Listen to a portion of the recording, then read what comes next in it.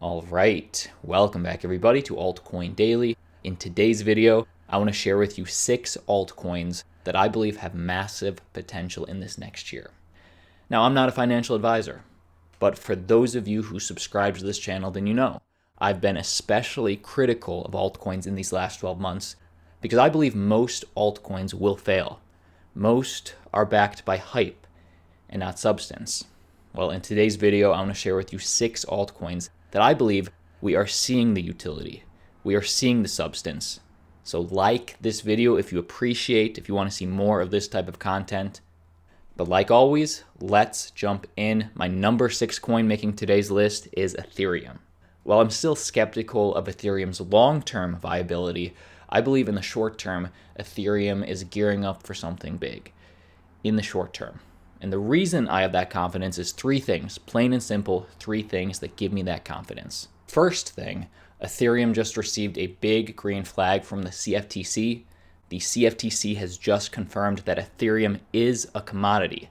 So what this means for you is I believe this should give institutional investors as well as dApp developers a big go signal for Ethereum going into 2020. This is the first thing. The second thing is Ethereum as a dApp platform. These are recent statistics coming out of Q3 this year, and what this data is showing that Ethereum, right here, has more new users, has more active users, and has more new dApps than other competing, even Generation 3 cryptocurrency dApp platform. And what these statistics mean to me is that it's clear that developers are choosing to develop on Ethereum over other platforms. Interesting. I think the money's probably going to trend to where the developers trend.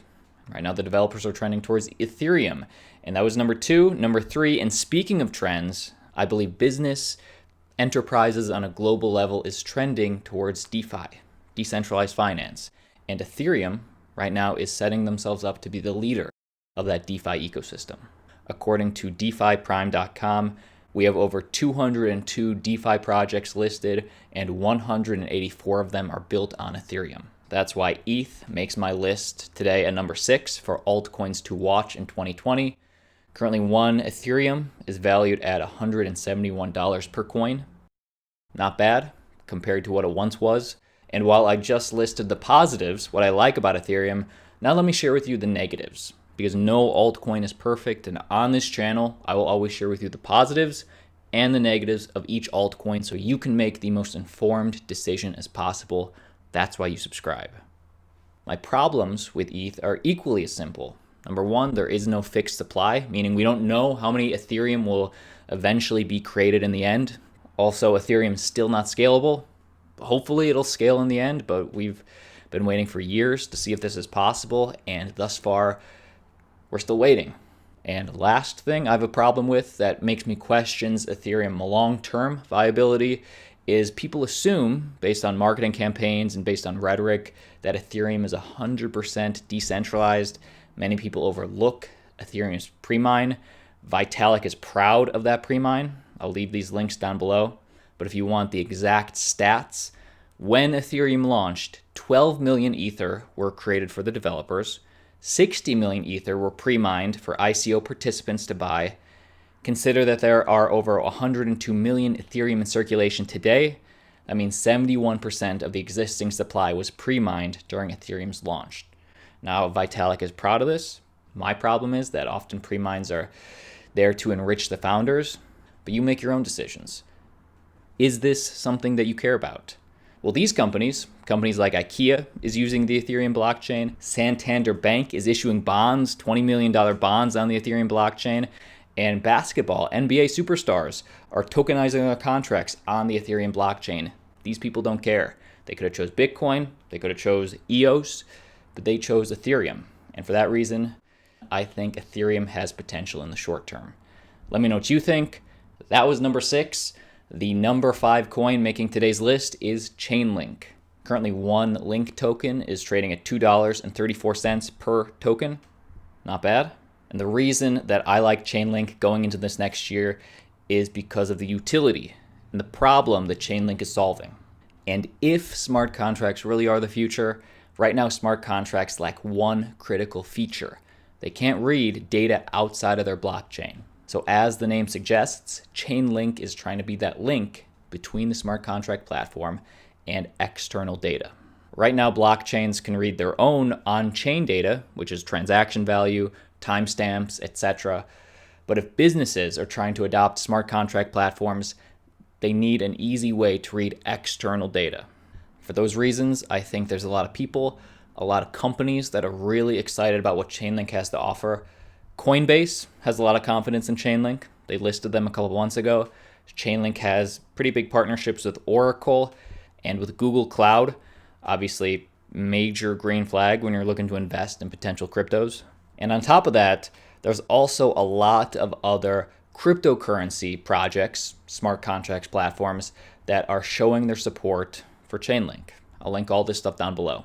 I guess my only negative with Chainlink is the company does control a large portion of the coins, so it's semi-centralized. Obviously, Google didn't care about this, but just something to know. Currently with one link being valued at $2.34 per token, sort of on a bit of a run at the moment. Might want to just keep it on your radar, maybe till it levels off into more reasonable territory. But your call. This is number 5. Coming in at number 4 is Basic Attention Token. Currently, one BAT is valued at about 20 cents per BAT token. And the main reason that I'm personally bullish on Basic Attention Token is because right now, digital advertising is overrun by middlemen, trackers, and fraud. And what Basic Attention Token is doing is it's improving the digital advertising experience for all three parties. The users, people like you and me, are hurting because Google and Facebook, corporations, they're stealing our data. They're selling our data without our knowledge.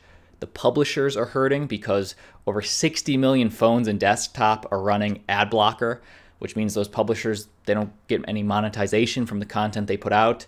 And advertisers are hurting because, they want people to view their ads. And Basic Attention Token fixes this. But the number one reason that Basic Attention Token makes my list at number 3 today, because the last 6 to 12 months, I've never seen an ecosystem grow so much, so fast, of people downloading Brave browser, becoming Brave verified publishers, meaning they're using Basic Attention Token. These are YouTube channels, websites, Twitch channels, Twitters, Reddit accounts, all becoming Brave verified publishers in the last year, growing the Basic Attention Token ecosystem. And if this is ever in question, you can go to this website right here and check whatever publishers you want. We're going to go to a list of Alexa-ranked website publishers and see who is using Brave browser, who is a verified Brave browser / Basic Attention Token publisher. And just on the first page, we see Wikipedia, the Washington Post, Lad Bible, Vimeo, The Guardian. For all these reasons, the Basic Attention Token is a coin to put on your radar. You tell me, let me know if you agree, if you disagree, if I left the coin out, let me know down below in the comments. But moving on, the number 3 coin, I might have said that Basic Attention Token was number 3. That was number 4. The number 3 coin making today's list is NASH Exchange's NEX token. One NEX is currently trading at $1.23 per token. NEX is an exchange coin, much like Binance's BNB exchange coin. But NEX, unlike BNB, NEX is fully compliant. They are a registered security. And also, unlike Binance, NASH is a decentralized exchange. And like I said, when you're looking for cryptocurrencies to invest in, follow the trends. And it appears that security tokens as well as decentralized exchanges is how this industry is trending. And NASH Exchange's NEX token is setting themselves up to be a major player in that trend, I believe. Last thing I'll say is that NASH Exchange does have the leadership that has been successful in past projects in the cryptocurrency space. And like I said, NASH is a registered security, so you are entitled to dividends. I will leave this staking calculator down below in the description if you want to check out your potential returns if you choose to stake NASH's token next. Moving on. The second from last coin to make today's list is Cardano's ADA. Currently, one ADA coin is trading at about 3 cents. I know a lot of people have mixed feelings right now regarding Cardano because they keep pushing back deadlines. I get it.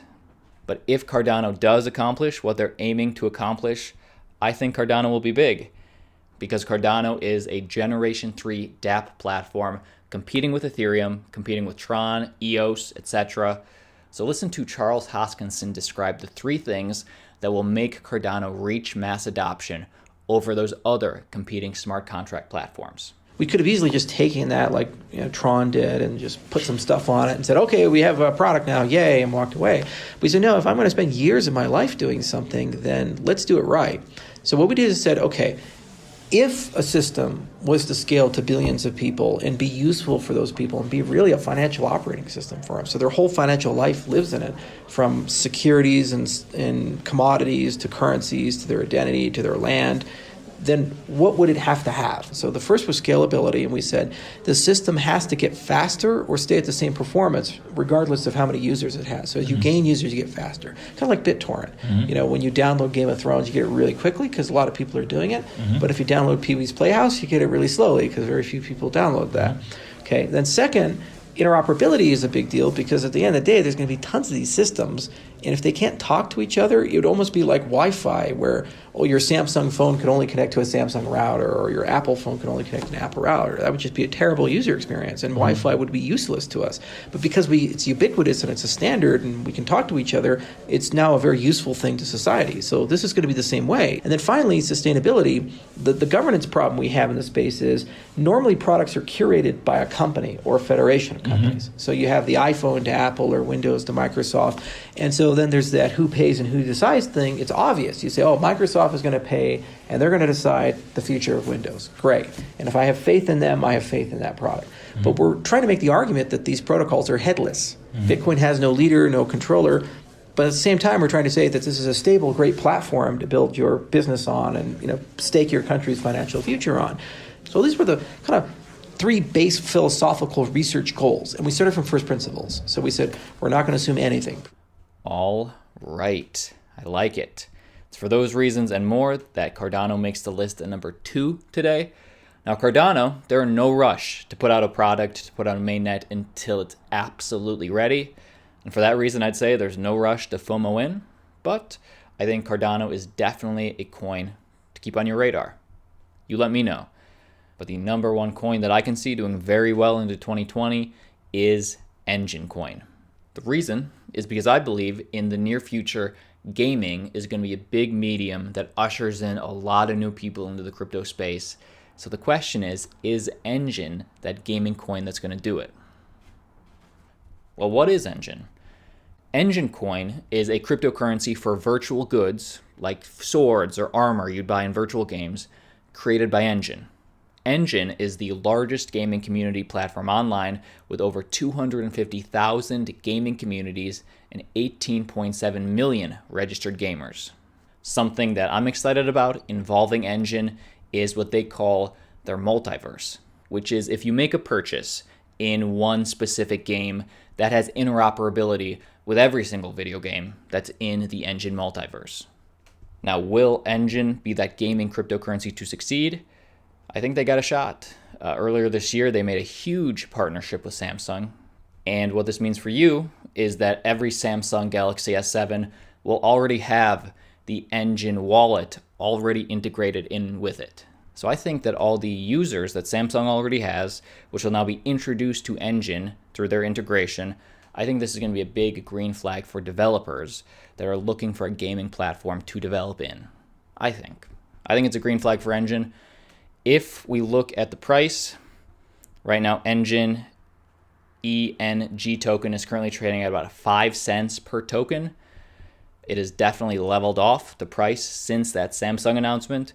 So it's a coin to keep on your radar. Anyways, that is the video for today. My name's Austin. We drop a video every single day, so if you haven't already, make sure you hit subscribe. You do not want to miss one of our daily videos.